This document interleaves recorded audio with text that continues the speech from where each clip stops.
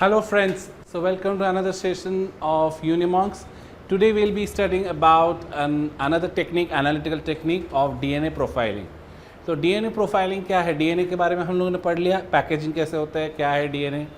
अब DNA profiling क्यों ज़रूरत है?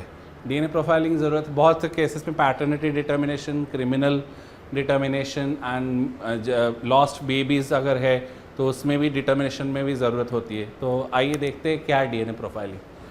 तो DNA सबको पता है, ऐसा है, दिखता है, right. Now human DNA, one copy of the DNA of human contains 3 billion base pairs located on the 23 chromosomes. It codes for approximately 50,000 genes, okay, and few percent of our DNA actually codes for the protein. 2% is your actually introns रहते हैं, 2% exons रहते हैं, बाकी सब non coding रहता है. DNA that codes for the proteins are exons, which is 2 to 3%. Non-coding is single copy, and that is intron, which is 70%. And there is non-coding repetitive DNA भी, okay, repetitive DNA रहते हैं 30%. Of this, two-third is randomly repetitive, that is 20% of the total. 1/3 is randomly repetitive. Randomly repetitive मतलब ऐसे A, G, C, A, G, C ऐसे रहेगा. टैंडेमली मतलब A, A, A, A, A, A ऐसे तीन बार आया, फिर G, G, G, G, फिर A, A, A, A, A, A, फिर G, G, G, G ऐसे. तो ये टैंडेमली रिपीटेटिव हो गया, ठीक है. सो रैंडमली रिपीटेटिव इज योर आलू फैमिली. ALU फैमिली, ये मत समझना आलू पोटैटो नहीं है, ALU फैमिली होता है वो. And it is randomly repetitive. 300 base pair तक ये रैंडमली रिपीट होता है 5 लाख टाइम्स. बहुत ही हाईली डेंस रिपीटेटिव है ये इन आवर DNA. सभी के DNA, आप में, मेरे में, सभी में है. 5% ऑफ द टोटल. टैंडमली इज, जैसे मैंने बताया था, टैंडमली रिपीटेटिव, दैट इज योर, देखिए GGG, CAGG, ये पर्टिकुलर स्ट्रेच बार बार रिपीट होगा. So this sequence is randomly repeated in different locations in our DNA. So that is randomly repetitive. Last grouping जो है, that is otherwise known as variable number tandem repeats, VNTR.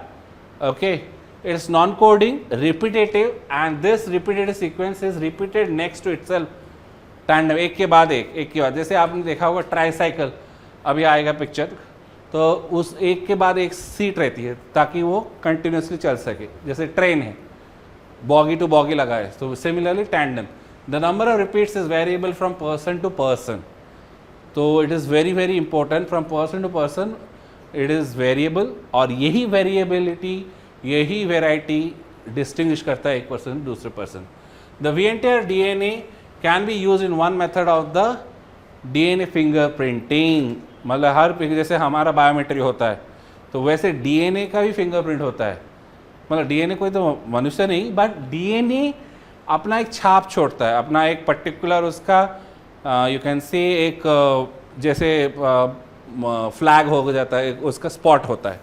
Similarly उसका जो fingerprinting का जो मतलब हम method use करते हैं, that is riflip, that is stands for restriction fragment length polymorphism. Riflip बोलते हैं उसको shortly. So RFLP, that is restriction fragment length polymorphism. इससे क्या होता है, रेस्ट्रिक्शन एंजाइम से हम उसे काटते हैं और उससे जो तरह तरह के फ्रैगमेंट निकलते हैं उसका लेंथ डिफरेंट वैरी करेगा from person to person. And उसके पॉलीमॉर्फिज्म को हम कंपेयर करके हम उसका एक्चुअल कैरेक्टरिस्टिक या ट्रेट जान सकते हैं. So this sequence GGC, ये randomly repeated in different locations in our DNA. However, different individuals have different repeats at different places. Because the number of different repeats are different from person to person, that's why we take the DNA and cleave it using restriction enzymes. हमने restriction enzyme के बारे में पढ़ा है last class, previous classes में. And we wind up these pieces with the different length, that is known as length polymorphism. Poly मतलब बहुत, morph मतलब structure, right? So polymorphism से होता है. अब देखो, जैसे कि मैंने बोला, ये एक सीट है, ये एक सीट है, और इसके पहले पीछे अगर लगा दें तो this is called tandem. Okay, मतलब एक के बाद एक आ रहा है. So these DNA have these repeats of GATCG repeated over and over again, and देखिए ऐसे दिखता है GATC GG, फिर GATC, फिर GG, GATC GG, ऐसे करके. So 3 repeats ऐसे कितनी बार आया? 1 बार, 2 बार, 3 बार, फिर चौथा बार, तो 3 बार आ गया इसमें टोटल. तो इसीलिए they are known as tandem. The number of tandem repeats can vary a lot from one person to another. One person could have 15 से 50 रिपीट तक भी हो सकता है. तो मिनिमम इस 15-50 रिपीट तक भी जा सकता है. And the special segments of repeating tandem DNA that can vary from one person to other, that is known as VNTR. याद रखना VNTR, variable number tandem repeats. Okay, आप देख सकते हो ये पर्सन A है, ये पर्सन B है. इधर कितने हैं? 1 2 3 4, 4 बार रिपीट हुआ. इधर कितना है? ये B है पर्सन, ये सॉरी A है. 1 2 3 4 5 6 बार रिपीट हुआ है कि नहीं? तो कितनी बार ये रिपीट हो रहा है, दैट वी नीड टू सी. तो वो वैरी करता है. अब इसको 4 VNTR में हमने ये किया, रिकॉग्नाइज किया, और इसमें 6. इसको जब हम काटेंगे जेल इलेक्ट्रोफोरेसिस में जब चलाएंगे, तो small size pieces obviously DNA will move through the gel faster than the larger pieces, वो सेटल डाउन होंगे. तो जो 6 वाला होगा वो सबसे ऊपर रहेगा, क्योंकि जो ये 6 है, जो 4 वाला होगा उससे नीचे रहेगा. Right. So in this case 4 VNTR आ गए, इन दिस केस 6 VNTR आ गए सेकेंड केसेस में. तो जो हैवी है ऑब्वियसली 6 VNTR मतलब हैवी होगा. तो हैवी वाला क्या है, थोड़ा मतलब ऊपर आराम से वो रह जाएगा. जो लाइट है वो जैसे लाइट वेट और एक हैवी वेट, अगर हैवी वेट वाला कूदता है तो वो लाइट वेट जल्दी आएगा, हैवी वेट वाला धीरे आएगा. सिमिलरली हैवी वेट वाला जो है ऊपर रहता है, लाइट वेट वाला DNA स्ट्रैंड नीचे रहता है.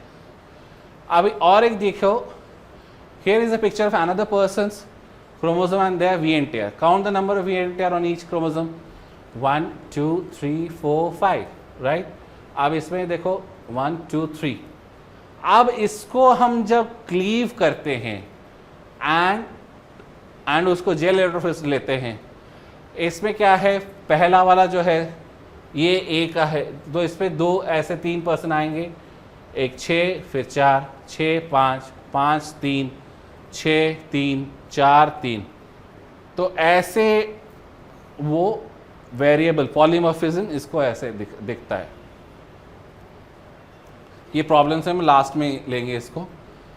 सो रिफ्लिप फिंगरप्रिंटिंग में कैसे होता है, अगर ओरिजिनल DNA सीक्वेंस ये है ECO-R1, ये GATTC ECO-R1 का रिकॉग्निशन सीक्वेंस है, उसको इसने इधर काट लिया. तो फिर ये क्या, कौन सा कट हुआ बताया था मैंने, जैसे स्टिकी एंड हो गया है कि नहीं. स्टिकी एंड हो गया. स्टिकी एंड के बाद फिर उसके बाद ECO-R1 moves along the DNA and cuts wherever there is a GATTC sequence. GATTC sequence only उधर नहीं होगा, आगे भी होगा, तो वो स्क्रीन करता है. And how many places ECO-R1 has to cut. अभी देखा जाए तो 3 साइट मिले ECO-R1 का, ये हो गया एक, ये हो गया एक, ये हो गया एक. तो कितने कट्स होंगे उसको, ये 1 2 3. तो एक से मतलब दो हुए तो 6 पीसेस बन जाएंगे. Right. Now when ECO-R1 cuts this DNA, it cuts at 3 places into 4 different segments. Obviously ECO-R1 is only one of the many different restriction enzyme which cuts at different site. By using different enzyme, scientists can cut the DNA. मतलब same stretch of DNA को लेके तरह तरह के restriction enzyme से हम cut कर सकते हैं. एंड उसको रन करेंगे जेल में, और जेल में फिर उसका देखेंगे separation through according to the size. And जो ज़्यादा डिफरेंट होगा वो ज़्यादा डिफरेंटली सेपरेट होगा obviously. To make it easier to understand, अब देखो हमने 1 2 3 4 हमने सेगमेंट मिले ECO-R1 से काटने से बाद. ये हो गया हमारा, एक्चुअली हमने रन किया एक लैडर. तो लैडर पे रन करने के बाद 75 kilo base pair, 40 kilo base pair, 25 15 सबसे नीचे. सो इसको DNA को जब हम रेस्ट्रिक्शन एंजाइम को कट करेंगे, each person will have a different gel pattern. Now कैसे करते हैं पहले रिफ्लिप, पहले सेल को तोड़ दो, राइट? सेल को तोड़ दोगे तो isolate the DNA, then digest the DNA with a particular restriction enzyme, make the DNA single stranded by heating, heat करोगे तो वो डबल स्ट्रैंड सेपरेट हो गया, separate the DNA fragments according to size using sieving method, that is a gel electrophoresis, then transfer the separated DNA fragments to synthetic membrane such as nylon or nitrocellulose, इसे बोलते हैं southern blotting. Soak the membrane in a solution containing a radioactive DNA strand probe through the V-entire sequence, which is, हमें पता है V-entire sequence ये होगा, उसका हम पहले से पता होगा, तो उसका corresponding हम एक DNA probe बनाएंगे, radioactively लेबल करेंगे एंड उसको उधर छोड़ देंगे. Then wash the gel to remove any free probe, जो बाइंड हो गया और जो नहीं बाइंड हुआ वो वॉश आउट हो जाएगा. Then expose the gel to a photographic plate to locate where the probe is bound, that is through autoradiography. तो अगर रेडियो एक्टिवली बाइंड है, वो प्रोब उसके साथ कॉम्प्लीमेंट्री है, वो बाइंड हो चुका है, रेडियो एक्टिव प्लेट के बाद भीतर अगर देखेंगे तो वो ग्लो करेगा ऑब्वियसली, तो उससे पता चल जाएगा. तो this is all about southern blotting. This process, whole process is known as southern blotting. और ये कैरी आउट होता है कौन सा मेम्ब्रेन में? नाइलॉन या फिर NC, that is your nitrocellulose. Okay, nitrocellulose membrane में ये बाइंड होता है. तो ये बहुत ही इंपॉर्टेंट है and this is known as southern blotting.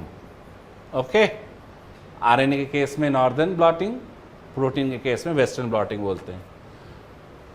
सो जैसे मैंने बताया कैसे डाइजेस्ट होता है, then transfer the gel to the single strand fragments, heating के लिए करते हैं, फिर रेडियोएक्टिव लेबल करते हैं, डिफरेंट जो डीएनए प्रोब डाल दिया, फिर wash to remove the excess probe, then visualise by X ray film pattern banding, develop the film DNA typing pattern appears. ये एक पर्सन का हो गया. दूसरे पर्सन का वैसे करेंगे, तीसरे का, चौथे का, ऐसे. तो ऐसे बहुत सारे फिल्म बनेंगे, राइट? अब बता दिया जैसे जेल मतलब होता है वो, ऐसे ही बैंडिंग बनते हैं. ये लार्ज फ्रैगमेंट्स एक साइड आ जाएगा, स्मॉल फ्रैगमेंट्स एक साइड आ जाएगा. नाउ अब आते हैं यूकैरियोटिक डीएनए में 3 मेजर फ्रैक्शंस होते हैं. क्या क्या? Single copy sequence which accounts for the 5% of the mammalian genome and remainder is introns. Simple sequence that is 10 to 15%, that is otherwise known as satellite DNA. जब chromosome structure होता है तो एक ultimately एक सैटेलाइट डीएनए इधर रहता है. Satellite जैसे हमारा डिश टीवी एंटीना होता है, उसी तरह ये वो एंटीना की तरह एक काम करता है. उसका अदरवाइज नोन एज ट्राबैंड ऑल्सो. मॉडरेटली रिपीटेड 25 to 40% रहता है and they are tandemly repeated and mobile elements, एक जगह पे दूसरे जगह भी चले जाते हैं. They are otherwise known as jumping genes और transposons. Okay, now simple sequence जो डीएनए है मैंने बताया था सैटेलाइट डीएनए है, 100 बेस पेयर से ज़्यादा रिपीटेटिव होगा. मिनी सैटेलाइट भी होते हैं, 5 to 100 बेस पेयर लॉन्ग रहते हैं एंड 3000 रिपीट्स रहता है. Mostly they are used in DNA fingerprinting. और एक रहता है माइक्रो सैटेलाइट. माइक्रो सैटेलाइट क्या होता है? ये एक्चुअली 30,000 लोसाई रहता है, 30,000 बार रिपीट होता है और ये छोटे रहते हैं दैन योर, ये 5 to 100 बेस पर ये रहते हैं, छोटे रहते हैं. इस is otherwise known as simple sequence repeats, SSR. 1 to 5 base pair sequence repeated to 50 to 100 base pair. तो बहुत छोटे रहते हैं बट ज़्यादा बार रिपीट होते हैं. मिनी सैटेलाइट क्या होता है? बहुत बड़े होते हैं लेकिन कम बार रिपीट होते हैं. Then satellite DNA, centromeric DNA found from the humans contains 171 base pair 80 rich repeat called alpha satellite. जो अल्फा सैटेलाइट है ये पाया गया है, ये बहुत ही इंपॉर्टेंट है, याद रखना दोस्तों. ये आता है क्वेश्चन. सेंट्रोमेरिक डीएनए, जो सेंट्रोमियर है क्रोमोसोम का, जो सेंट्रोमियर है, ये वाला सेंट्रोमियर है जो सेंटर है क्रोमोसोम का, this contains a satellite DNA that is your alpha satellite DNA and it is 171 80 base pair rich है. Because satellite DNA appears to contribute to kinetochore structure. जो स्पिंडल फाइबर्स है cell division में, spindle fibre से बनते हैं, kinetochore is just like a platform to the attachment for the attachment of the spindle fibres. तो kinetochore से वो attached होते हैं। डेंसिटी ग्रेडियंट लिया गया मेन बैंड डीएनए और सैटेलाइट डीएनए। सैटेलाइट डीएनए थोड़ा छोटा पड़ेगा दैन, मतलब ऑलमोस्ट 1.69 है, ये 1.701, बट अगर कॉन्सेंट्रेशन में देखा जाए मेन बैंड थोड़ा ऊपर पिक देगा then satellite DNA. Okay, so polymorphism ऐसे दिखा जाता है and mini satellites are mostly used as a probes. Okay, फिर ये किस लिए यूज होता है मैंने बताया था, solve for use in 70,000 cases, paternity testing 1,30,000 US में पता गया है, कभी कभी बच्चे बदल जाते हैं। देन आइडेंटिफाइंग विक्टिम्स, जो विक्टिम्स मतलब सपोज फायर एक्सीडेंट हो गया या फिर कोई एक्सीडेंट हो गया, दूसरा एक्सीडेंट हो गया, सिविल वॉर हो गया, तो उसमें hundreds of scientific studies, animal behaviour, population genetics, ये सब स्टडी करने में यूज़ होता है। ये क्रिमिनल केसेस, एविडेंस हमें कुछ मिला है और सस्पेक्ट 1 और सस्पेक्ट 2 का डीएनए पैटर्न देखेंगे तो किसके साथ भी मिल रहा है, अगर आप देखोगे इसके साथ मिल रहा है, तो suspect 2 is mostly the culprit. So this is how the reflex fingerprinting takes place and different ways. फिर उसके बाद PCR होता है, ओबियसली PCR तो करना पड़ेगा क्योंकि site of the crime site से बहुत कम डीएनए हमें एक्सट्रैक्ट होने को मिलता है एंड उसी डीएनए को लेके हमें फर्दर एनालिसिस करना पड़ता है। उसको ज़्यादा करने के लिए ओबियसली हमें PCR रन करना पड़ेगा, विच stands for polymerase chain reaction. So this was all about DNA profiling. DNA जो है बहुत सारे डीएनए भी बहुत सारे पर्सन्स होंगे, एक डीएनए दूसरा डीएनए, तो मतलब डिफरेंट काइंड्स ऑफ डीएनए को प्रोफाइलिंग करना बहुत ज़रूरी है। तो इसके लिए this particular process comes handy. Okay, so today we learned about DNA profiling and different kinds of satellite DNA repeats and their importance. Okay, to learn more about this kind of information and facts, stay tuned to Unimons.